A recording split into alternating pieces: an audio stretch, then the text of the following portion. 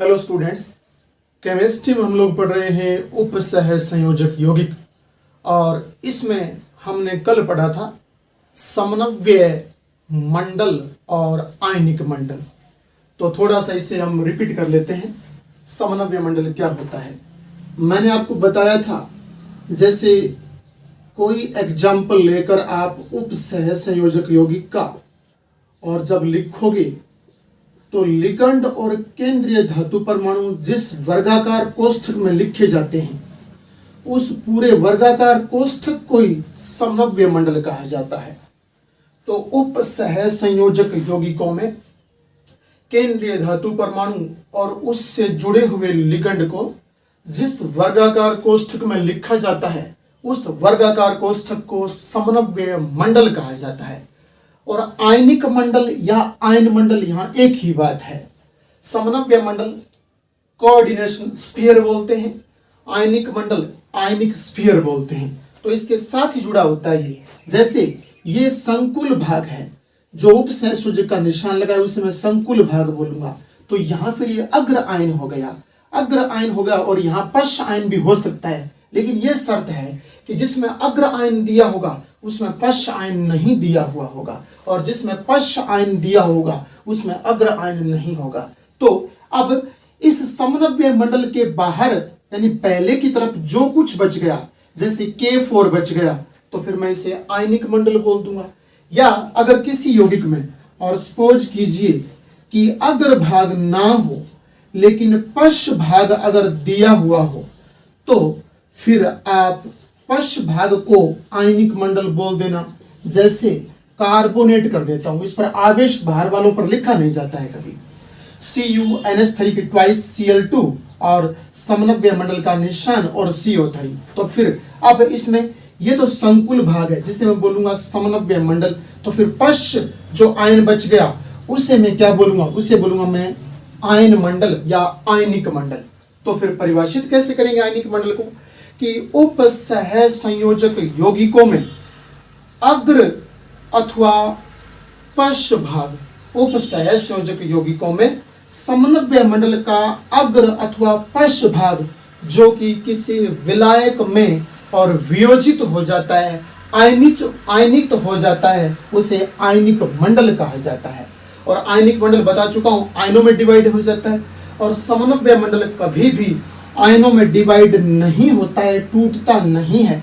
अगर आपसे प्रश्न पूछ भी लिया जाए कि समन्वय मंडल है वह विभाजित क्यों नहीं होता है, आयनों में विभाजित क्यों नहीं होता है, तो आपको यही बताना है कि समन्वय मंडल में केंद्रीय धातु परमाणु के साथ लिगंड उपसह संयोजक बंध से जुड़े होते हैं। और उपसह संयोजक बंध अन्य बंधों की तुलना में अपेक्षाकृत कुछ मजबूत होता है, इसलिए वह किसी विलायक में आसानी से नहीं टूटता है। तो फिर आसानी से नहीं टूटता है तो यह भाग जल में विलय नहीं होगा, और यह भाग जल में अर्थात विलायक में विलय हो जाएगा। तो इतनी सी बात आपको याद रखनी है। अब हमारा अगला टॉपिक है ऑक्सीकरण अंक ज्ञात करना।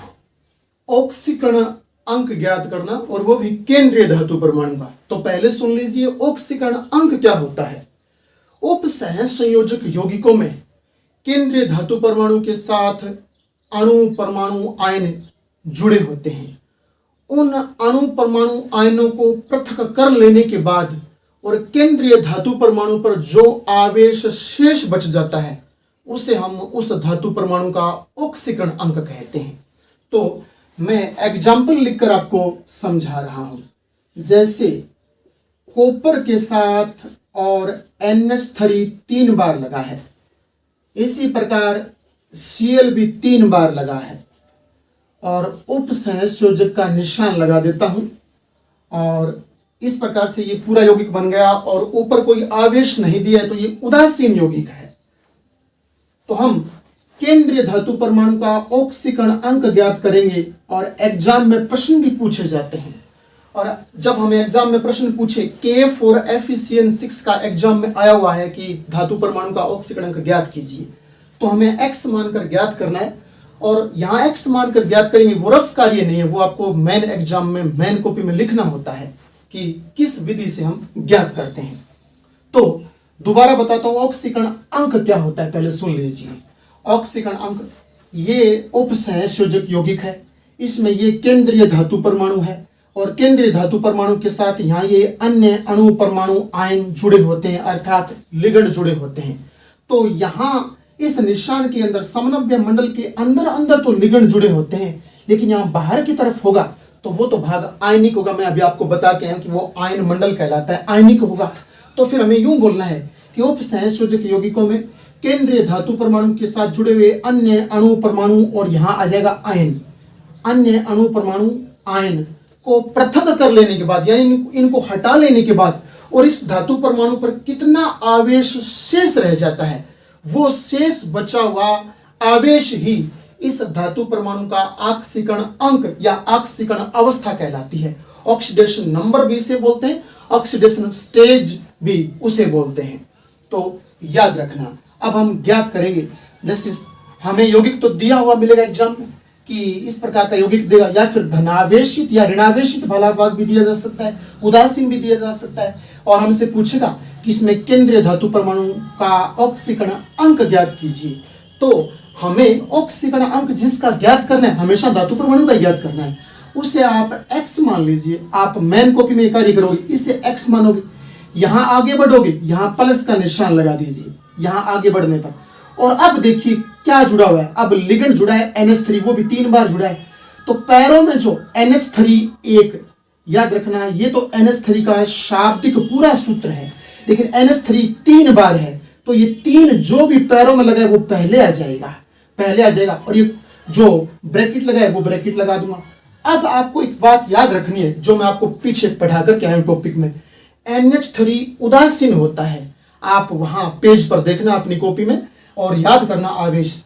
NH3 उदासीन होता है। हाँ, एक दंतुक लिगेंड तो होता है ये, यानी इसमें नाइट्रोजन परमाणु इसके साथ उपसहसंयोजक बॉन्ड बनाता है, एक दंतुक तो है, लेकिन इस पर कोई आवेश नहीं होता है, धनावेश ऋणावेश इस प्रकार का कोई आवेश नहीं होता है।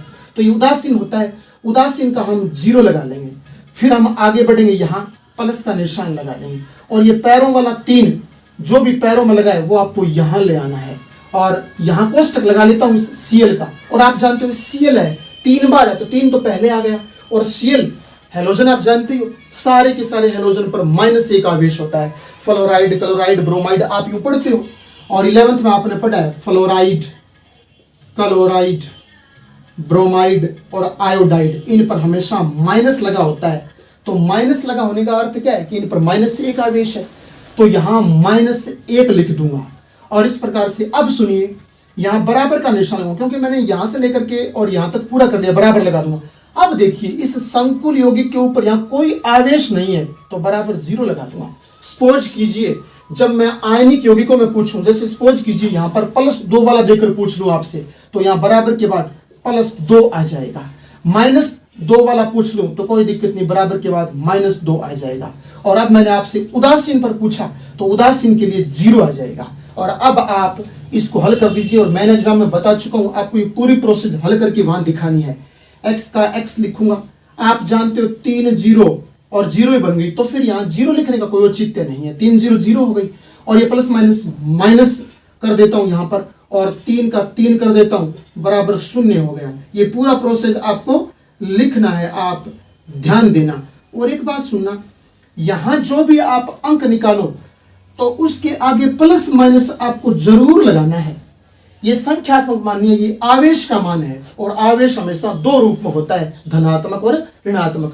तो आपको बताना है, अगर यहाँ ना भी लिखा है तो ये आवेश लिखने का तरीका नहीं है। आपको यहाँ प्लस का आता है तो प्लस लगाकर फिर आवेश लिखना है। तो ये +3 आवेश आ गया। अब कहने का अर्थ, इसे तो मैं +3 आवेश बोलूंगा, और इसे मैं कॉपर धातु की ऑक्सीकरण अवस्था बोलूंगा, इसे कॉपर धातु का ऑक्सीकरण अंक बोलूंगा। तो हमारी यहाँ तो हेडिंग है ऑक्सीकरण अंक। तो अब यहाँ कहने का अर्थ 3 ऑक्सीकरण अंक आ गया प्लस का, यहाँ में लगाना नहीं है, x के बाद यू मान इस प्रकार से लिख देना है। तो जैसे एक यौगिक और लेकर के और उसमें लिख रहा हूं, आप लोग ध्यान देना यहाँ पर। जैसे ये एग्जाम में आया हुआ है K4FeCl6 में, और केंद्रीय धातु परमाणु Fe का ऑक्सीकरण अंक का मान ज्ञात कीजिए, ये हमसे पूछा गया था। कोई दिक्कत नहीं। अगर आयन इसमें दिया है, किसी में पश्च आयन भी हो सकता है, किसी में संकुल भाग भी हो सकता है, इसमें संकुल भाग है, कोई अगर आयन पश्च आयन नहीं है, कोई दिक्कत नहीं। आप ध्यान देना यहां पोटेशियम है। और एक खास बात और सुन लेना, यहां अग्र आयन के रूप में हमेशा आवर्त सारणी की प्रथम और द्वितीय वर्ग की धातुएं दी हुई होती हैं। अगर आयन के रूप में हमेशा प्रथम और द्वितीय वर्ग है, उसकी धातुएं दी हुई होती हैं। तो आपको याद रखना है, पोटेशियम प्रथम वर्ग में आती है तो पोटेशियम पर +1 आवेश होता है। तो एक पोटेशियम पर +1 आवेश होता है। यहां तो मेरे पास पोटेशियम 4 है, तो 4 है, तो यहां +4 आवेश हो गया। एक पोटेशियम पर +1 आवेश होता है, मेरे पास 4 पोटेशियम है तो +4 आवेश हो गया। अब आगे बढ़िए, हमने पोटेशियम का लिख लिया, अब आगे यहाँ प्लस का निशान लगा देता हूं और Fe का तो ज्ञात करना है, X मान लेते हैं। आगे बढ़ो, यहाँ प्लस का निशान आ जाएगा और प्लस के निशान के बाद इस Cn के पैरों में 6 लगाए, पहले पैरों वाली संख्या यहाँ आ जाएगी और ये कोष्ठक का कोष्ठक लगा दूंगा और Cn आप वहां देखना जो मैंने पढ़ाया वहां Cn पर -1 आवेश होता है। साइनो हमेशा -1 वाला होता है, तो यहाँ -1 लगा दूंगा और इस सारे के ऊपर मुझे यहाँ कोई आवेश दिखाई नहीं दे रहा है तो बराबर 0 लगा दूंगा। अब इसे x का मान आप हल करना जानते ही हो। आप ये मत सोचना कि हमें आता है और आप पूरा मान लिख दो, नहीं, इसको पूरा करके फिर लिखना है। जैसे मैं यहाँ ये कर लेता हूँ 4 + x और ±6 और बराबर 0 और अब x बराबर, चलो वैसे पूरा करता हूं पहले, x - 2 बराबर 0 और x बराबर +2। इस प्रकार से x बराबर +2 आ गया तो Fe का यहाँ ऑक्सीकरण अंक +2 है। हमें यहाँ नहीं लिखना होता है, हमें तो यहाँ x के बराबर ही और ये पुट करना होता है, तो हम यहाँ छोड़ देंगे। इस प्रकार से ऑक्सीकरण अंक और ज्ञात किया जाता है। जिस प्रकार से अगर हमें द्वितंतुक लिगड़ देते, जैसे FeOX की होल थराइस और ये आवेशित भाग है और यहाँ -3 लगा देता हूं, हमें कहे कि केंद्रीय धातु परमाणु Fe का ऑक्सीकरण अंक ज्ञात कीजिए, तो फिर ध्यान देने वाली बात है, कैसे करोगे? अब बताइए आप कैसे करोगे। आप निकाल करके देखना इसको और मैं बताता हूं आपको। Fe का तो आप x मान लोगे, आगे बढ़ोगे प्लस का निशान लगा दूंगा, पैरों वाली संख्या पहले आ जाएगी वो लगा दूंगा, कोष्ठक में OX ऑक्सिलेटो, याद रखना ऑक्सिलेटो पर -2 आवेश होता है। मैं बता देता हूं ऑक्सिलेटो का सूत्र आपको इस प्रकार से यूं याद आ रहा होगा। मैंने ऑक्सिलेटो का सूत्र इस प्रकार से यूं लिखा था, अगर आपको याद आ रहा है तो देखिए ये ऑक्सिलेटो का सूत्र है। बताइए इसमें ये O भी माइनस वाला, ये O भी माइनस वाला, तो बताओ -2 हुआ कि नहीं हुआ? तो यहां -2 लगा दूंगा और सारे के ऊपर आवेश है मेरे पास तो बराबर -3 कर दूंगा और फिर आप x का मान निकाल लेना। जितना आवेश आएगा वो इस Fe का ऑक्सीकरण अंक आ जाएगा। आप निकाल करके इसको देखना। आज हम इतना ही